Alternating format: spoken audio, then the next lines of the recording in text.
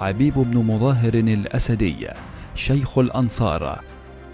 حبيب بن مظاهر الأسدي كنيته أبو القاسم، يعد رضوان الله عليه من شخصيات الكوفة وأكابر التابعين، وقد تشرف بخدمة رسول الله صلى الله عليه وآله وسمع حديثه.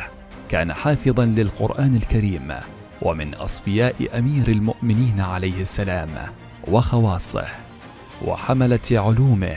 اشترك مع أمير المؤمنين عليه السلام في حروبه.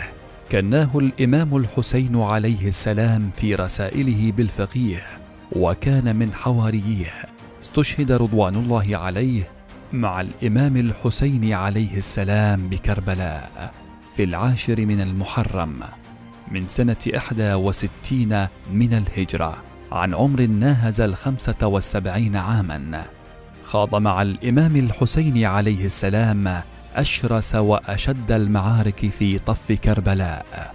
كان بطلا صنديدا على كبر سنه، حتى قتل منهم جمعا. فسلام عليك يا ناصر ريحانة رسول الله، أشهد أنك جاهدت في الله حق جهاده، فعليك من الله السلام التام.